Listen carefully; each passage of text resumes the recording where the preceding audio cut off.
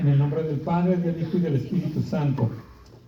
Pero la serpiente era astuta, más que todos los animales del campo, que Jehová Dios había hecho, la cual dijo a la mujer: ¿con que Dios os ha dicho, no comáis de todo árbol del huerto? Y la mujer respondió a la serpiente: del fruto de los árboles del huerto podemos comer, pero del fruto del árbol que está en medio del huerto, dijo Dios, no comeréis de él, ni le tocaréis, para que no muráis. Entonces la serpiente dijo a la mujer: no moriréis, sino que sabe Dios que el día que comas de él, serán abiertos vuestros ojos, y seréis como Dios, sabiendo del bien y del mal. Y ya sabemos qué hizo la mujer, ¿verdad? Tomó del fruto prohibido y le dio a Adán, desobedeciendo lo que sabía perfectamente que Dios había dicho. Ajá. Y de ahí se pueden desprender muchas cosas, como que tanto tuvo culpa Eva como Adán sabiéndolo y no hizo nada, y Eva no se sujetó a esa instrucción y por querer ser como Dios tomó del fruto. Pero aquí pues lo primero que vemos con la desobediencia es que hubo consecuencias. Así es. La peor consecuencia la vemos aquí, que es la separación de Dios. ¿Por qué? Porque teniéndolo todo, fueron echados del Edén, fueron echados del paraíso, a vivir fuera de él, sabiendo que Dios les había dado todo y había puesto todo para que el hombre se enseñoreara, y por una desobediencia todo se había perdido. ¿Y a qué vamos con esto? La desobediencia es parte de la humanidad, parte del ser humano, de carne y hueso, no del ser del hombre que Dios creó. Entonces, como tal, estando en este cuerpo está propenso al pecado. Por eso es necesario que aprendamos a sujetarlo, que aprendamos a tener dominio propio sobre la carne. ¿Ah? El Señor nos dio el dominio propio, nos dio el libre albedrío para poder decidir si lo hacíamos o no lo hacíamos, si mandaba la carne o mandaba el Espíritu de Dios que mora en nosotros. Y así, pues, surgen tres preguntas, o veo yo tres preguntas. La primera: ¿por qué el ser humano adopta esa actitud de desobediencia? Y veía yo, pues, la definición, ¿verdad? Dice: la definición alude, a la falta de obediencia con respecto a unas normas establecidas. Es insubordinación, rebeldía o sublevación. Es decir, es algo contrario a lo que está establecido. Y dado esto, pues lo acabamos de ver aquí. La desobediencia de Adán y Eva, la primera desobediencia. Ajá. Y de aquí en adelante pues surgen muchas otras. Las hemos podido ver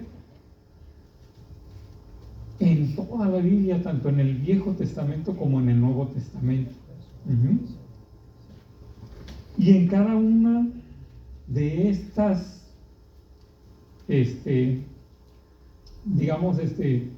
ilustraciones, fábulas, historias o como le quiera llamar, viene lo que es el motivo o por qué hay desobediencia, y vienen las consecuencias. Y vemos que esas consecuencias muchas veces no se quedan con quien desobedeció, sino van heredándose de generación en generación. La palabra dice que hasta la cuarta generación, pero nosotros sabemos que hay quienes no se detienen en la cuarta, porque no buscan de Dios, no buscan del arrepentimiento, ni buscan la corrección. Y eso se va todavía más adelante. Si ya teníamos que esa maldición le vamos a dejar para las siguientes 3 generaciones, pues si la segunda sigue con lo mismo, le agrega otras 3, y si la tercera sigue con lo mismo, le va agregando otras 3, haciéndose infinito. Y Dios no quiere eso para nosotros. Pero sin embargo debemos de aprender. Debemos de aprender conforme a la palabra. ¿Por qué no debemos ser desobedientes? Y aquí encontraba yo lo siguiente, que dice Santiago 1, versículos 13 al 15, dice: cuando es tentado, no diga que es tentado de parte de Dios, porque Dios no puede ser tentado por el mal, ni Él tienta a nadie, sino que cada uno es tentado de su propia concupiscencia. Después de que ha concebido, da a luz al pecado, y el pecado, creado, consumado, da a luz a la muerte. Entonces, una de las consecuencias de la desobediencia, fíjense nomás lo que nos dice, es la muerte. Y todos sabemos lo que significa la muerte. Es perder toda oportunidad. Ya no hay más. De la muerte ahí se acaba. Mas sin embargo, muchas veces, aún sabiendo eso, el ser humano continúa enfrascado en seguir en desobediencia, en seguir haciendo lo malo. Fíjense, hasta aquel grado nos muestra la palabra que llegó la maldad, que nos dice que llegó a tal grado la maldad que Dios tomó la decisión de borrar al ser humano de la faz de la tierra. Y todos conocemos el pasaje, ¿verdad? De que el Señor lo cumplió y salvó a Noé por ser justo, por ser el único hallado justo delante del Señor. Entonces, imagínense, y estamos hablando del inicio de los tiempos, cómo la maldad rápidamente creció la desobediencia y llegó la muerte.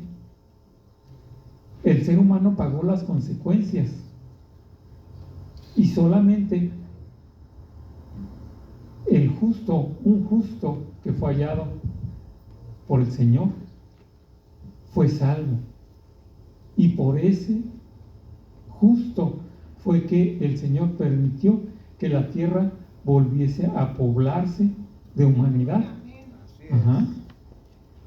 Pero no lo merecíamos por esa maldad que crecía tan rápidamente, porque aún después de Noé vemos cómo se empezaron a reproducir en la tierra y la maldad volvió.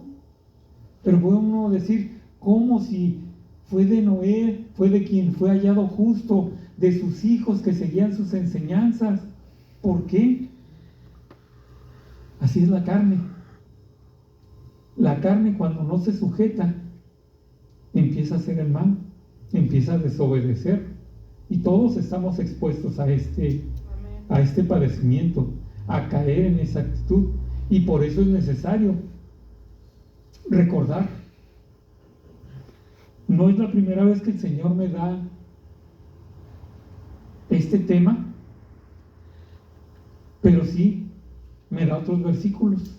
Gloria a Dios. ¿Por qué? Porque recuerden, si el Señor nos repite algo, es porque es importante para nuestra vida aprender. Gloria a Dios. Amén. Amén.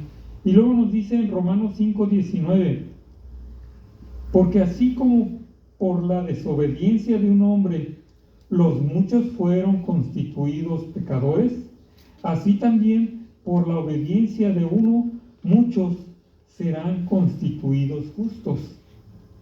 Y en